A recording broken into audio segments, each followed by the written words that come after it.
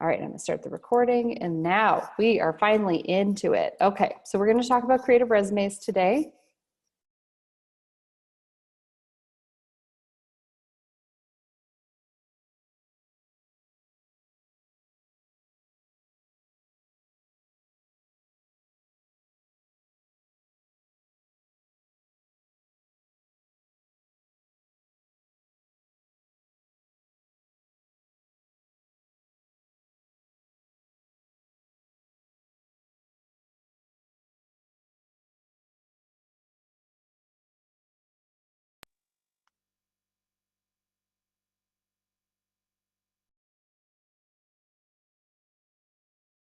I decide which headphones to use. Are double the sound? No, I'm just Oh, just good gravy. Okay, sorry about that. I'll start over. These are the topics. You don't need me to read them aloud to you. So let's talk about industry norms. It's really important to understand who's looking at your resume and what they want to see. So for example, on one end of the spectrum is a very conventional accounting firm, right? They want it to look like an old school resume. I'll show you an example that we're going to get to a little bit later. Not this one. Where is it? Oh, here we go. So this is what the most traditional resume looks like, right? It's Times New Roman, it's single column, and it's reverse chronological experience. Do you hear two sources of audio now? yes. I hear an echo. Okay.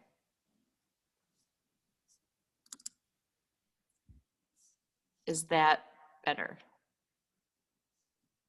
It still sounds the same. It's an echo. Goodness. Okay, let me try and mute this.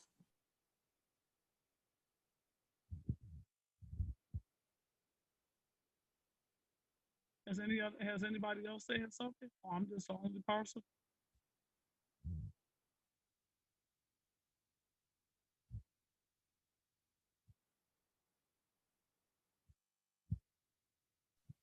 Is this audio okay? Yes. Okay, what a mess tonight, guys. Wow.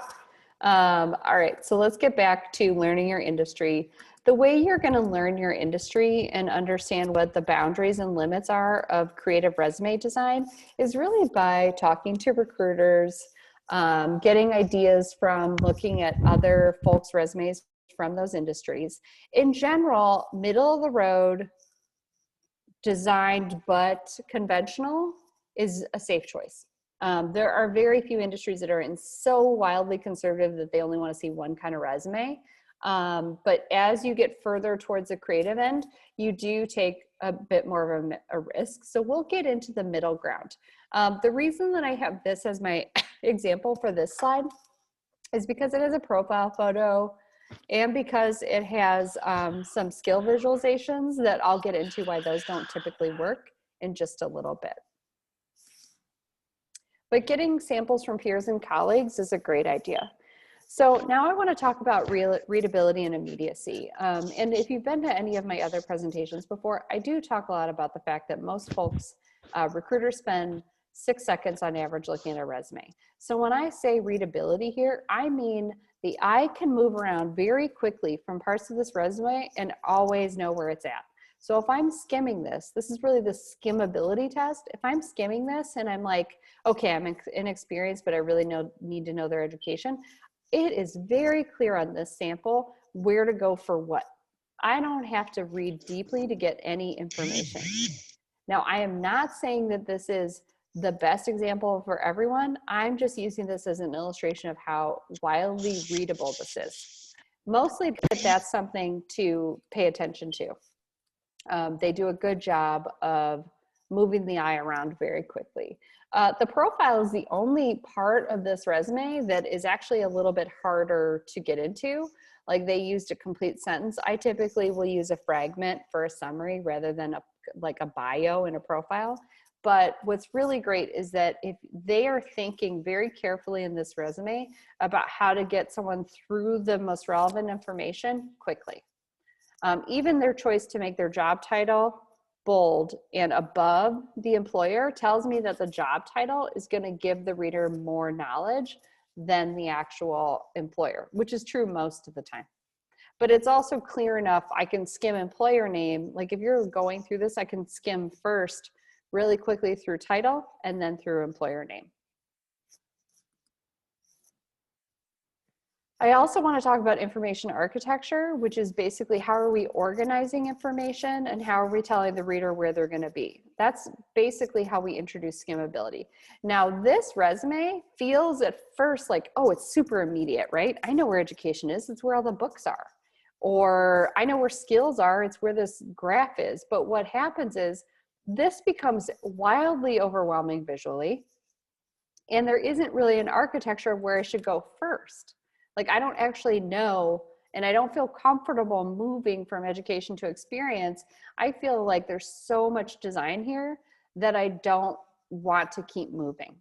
And this is a good example of what I would describe as probably moving too far on the spectrum in terms of creating something that's just not that readable. Now you'll see right at the top, it says it was featured by Canva for 50 inspiring resume designs. This could work in a certain industry. This is a cautionary tale though for anyone who doesn't want to fatigue their reader. The other thing that you risk when you get really aggressive with your design is you risk alienating people who don't have the same style impulses you have. This looks like a resume that I've seen like probably 6 or 7 years ago. Like this doesn't look to me like a 2020 design because of the color palette, because of some of the iconography. And I'm just lost in here. So it is important to think through how the architecture of how we control the reader's experience by using things like vertical position, scale, bold, italics, underline, white space, and certain kinds of dividers. In terms of real estate, I like to use, I'm pointing out right here that this is very clean, right? This has a pretty clear information architecture. It has a lot in common with that first sample in terms of how immediate and readable it is. However, this design takes, what is it, over a third of the resume real estate and makes it unusable. That, depending on how much content you have, sometimes that's too high a cost. So for example, for this resume, look at how little space they were able to dedicate to experience. They got 2 bullets per posting, and that's not a deal breaker, but that's something to think about in terms of how much space you can spend. I'm not saying this is a bad example. I'm saying this is a good example for how to pay attention to real estate and how much real estate you can use. Most resumes, you're going to want to fit into 1 page. There's definitely exceptions, but in most cases, you only have that 1 page. Now, what they did do is they used on the bottom side of this, the contact information at the very bottom. So they got a little bit of that in there. But in my opinion, this is running a little close to taking too much real estate away from the actual content. Because remember, when we talk about resumes, we're talking about keywords, experiences, and really capturing our experience. This doesn't give me a lot of information about these roles because of how little space they had to provide there. Let's talk about fonts. So I'm a little biased. I love a sans serif. I worked in an art and design school forever, and serifs are really something that weren't used as commonly. So what I'll say is there's definitely some things to think about. Like I don't want you to leave here today and say, I can only use a sans serif. But it is important to understand that serif fonts are technically easier to read in print, and sans serif are technically easier to read on screen. So if you do prefer a serif font, and serif fonts always have a little bit of that little curl there, they're closer to cursive in that you almost feel like they're connecting to each other. Think about, they do appear to be more traditional or serious. So if you are sending your resume for a very traditional, conventional accounting job, you might want a serif like Times New Roman. If you want that immediacy, or if you want to, sometimes this is good to make you look younger as a candidate, is to use a sans serif. So some of the sans serifs I've used in the past are Arial and Calibri. But regardless of what you use, you want to make sure that it's clean. I think this resume is a good example of information architecture that doesn't feel skimmable. Like, I don't feel like this is as skimmable, particularly because they're leaving a lot of real estate on the table with their hanging lines. And a hanging line is when you just have a couple words and there's all this white space next to it.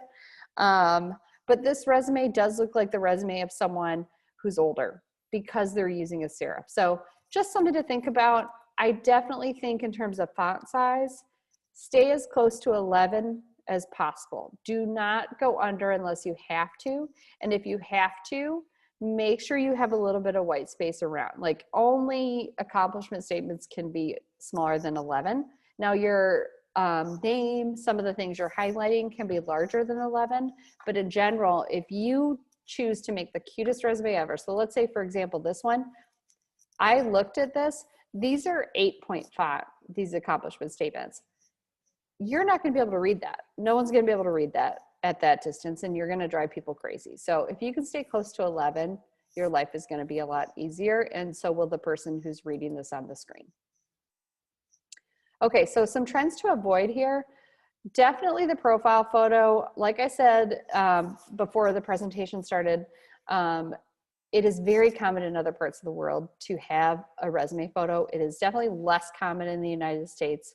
There are some people who can get away with doing it if you're on air broadcasting, if you're someone who is an actor in theater, certainly they can be on there. Even some marketing roles, I mean, if you see who you are as part of your brand, but don't worry, you got plenty of time and space on LinkedIn to have a profile photo. I typically would not do that on a resume. It does make recruiters nervous in terms of equal opportunity and all those other concerns. And in terms of skill visualization, this was a trend, I would say about 7 or 8 years ago. Like, it's not that new, but it used to be that people would try and create visualizations for their skills. Because the idea was, look at how immediate this is. You can skim this list and see how good I am at them. But what happens is, number one, these became really cliche. And number two, they actually create immediacy around weakness. Like, and frankly, with this example, are the gray dots the level of skill, or are the orange dots a level of skill? Are they only 2 out of 5 or only 3 out of 5 with Photoshop? If you have just the word Photoshop, I get to project onto you how good I think you are at Photoshop. If you tell me you're 3 out of 5 on Photoshop, I'm like, why aren't they 4 out of 5? You don't want to create immediacy around that. I'm just going to go back quickly to this slide. They do that here in this section that I'm circling. Look at that. They're literally telling me I'm not very good at InDesign right here. That's not a good idea. Do not do that visualization around your skills if you can avoid it. It's also just a little cliche. Folks were doing it for a while, and I don't think anybody's doing it anymore. Or I hope they're not. So in terms of A/B testing, the real takeaway for today is that you should have a couple versions of your resume, and you should decide where you're comfortable at on the spectrum from traditional to creative. And you'll see the one that I've labeled as traditional here isn't even really that traditional. I've done a little bit, like, this is a Canva template, and we'll talk about Canva templates in a minute, because that's really where I think if I'm going to use a template, I'm only going to use a Canva template. Otherwise, I might get inspired by a template, but then recreate it in a Google Doc or Word, because I don't want any of that formatting to carry over, because that's what happens if you use a Word template. You're going to get some bonkers formatting in there that you're not going to be able to tweak, and it's going to make you crazy. So we'll get into that in a minute. But you can see that on the left-hand side, there's like a kind of cute font at the top that's a little bit experimental. There's some color in here. This is on the neutral end of being creative because it is a single column. This one you can see is on the more creative end. So this is a kind of more there, and there's spaces in between as far as like what these could look like. They both have a certain kind of readability and immediacy. I'm giving up a lot of real estate here to this like kind of charming illustration. I don't necessarily need to give up that real estate if I have more experiences in here. But they both at least succeed in terms of being readable. Now, this pink one, is that going to work in every industry? No. This orange and blue one, is that going to work in every industry? No, but it'll be more neutral than this one. So I would definitely recommend having a couple iterations, having your most extreme one, having your one in the middle, having your more traditional one, and then using those in your job applications when you're talking to, getting feedback from recruiters, getting feedback from networking contacts or hiring managers, and then seeing how they perform.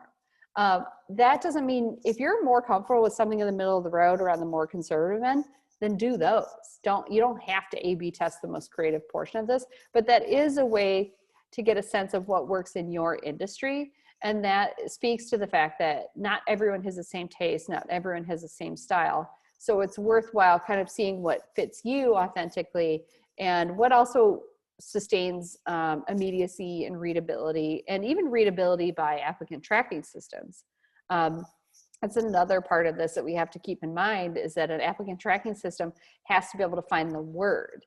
And they're not always going to find the word if it's an illustration. So some of your keywords really need to stay within a font rather than just in an illustration. Now, in this case, it's their name, so the applicant tracking system wouldn't be looking for that. But those are things to keep in mind when you're looking at resume design.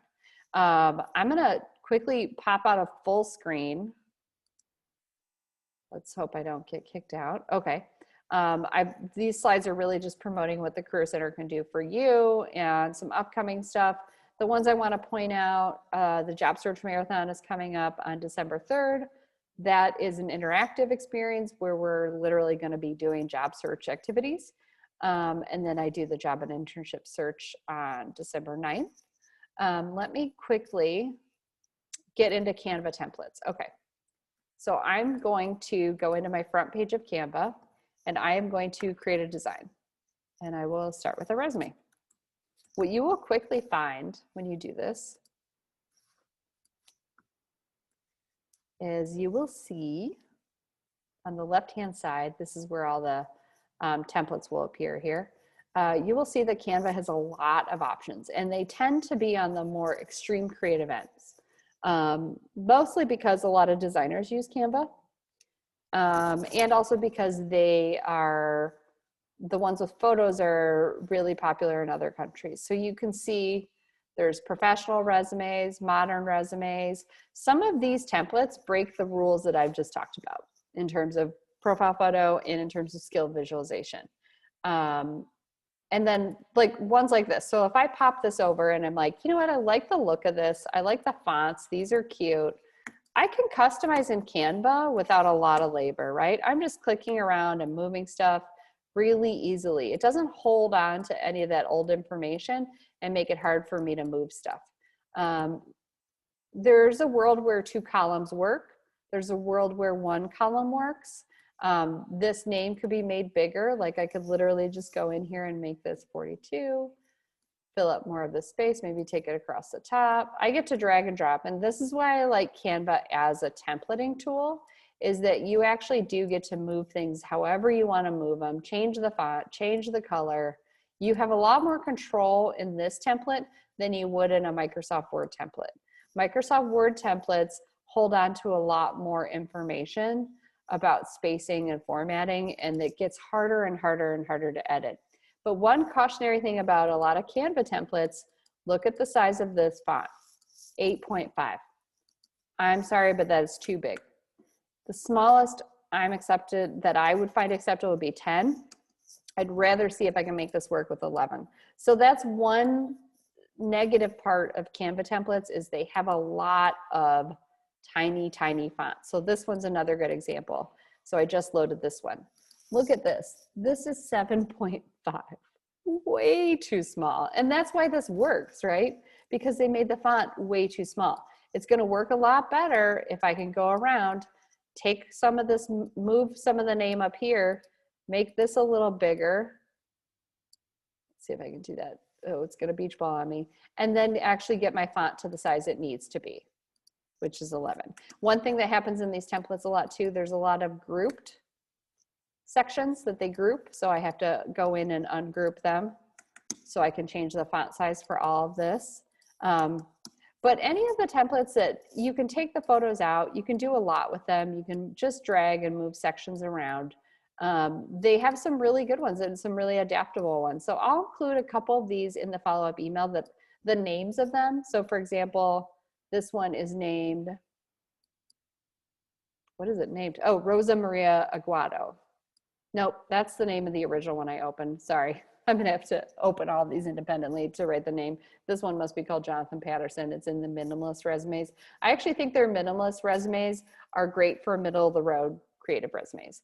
The creative resume section gets real wacky real fast. This is a good example. If you're a designer, you could possibly get away with a resume that looks like this.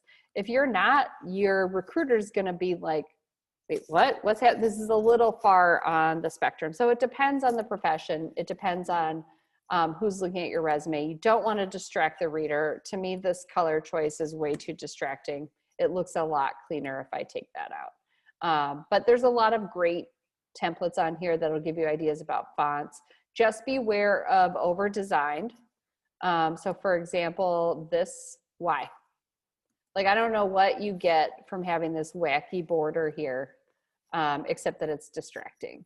And also, you really do risk, let's say you are a designer, maybe the designer looking at this is like, this isn't, I don't like this color palette, you know, everything's subjective. So I definitely recommend playing with that spectrum and how neutral you can get and how interesting you can get and playing with that. This is a great example of like, this would be somewhat tempting, right? Because it's so clean, but it's just so unnecessarily boxy, and I have no detail about your experience here. Like, for the cost of this design was that I have no idea who your clients were here at all. And they spent all this time on About Me. So there's a lot of resume templates on Canva that are not beautiful, but that do the job. And if you really don't want to work in Canva, then I would just recommend starting a blank Google Doc and moving things around so that it looks the way you want it to look. I definitely do not think a Google Doc or Word template is worth it, because it's going to bring a lot of formatting residue that isn't helpful. The other thing to keep in mind is when you're building a Google Doc, let me stop share real quick. You can use tables to really control where things go. Sorry, there's two of me here. I just can't risk my Zoom dying again. I'm gonna ask if you guys have questions. I know we went over. I'm gonna quickly send out a quick poll as well that I send at the end of all of our events. Any questions about creative resumes, about when to use them, where to use them, all of that?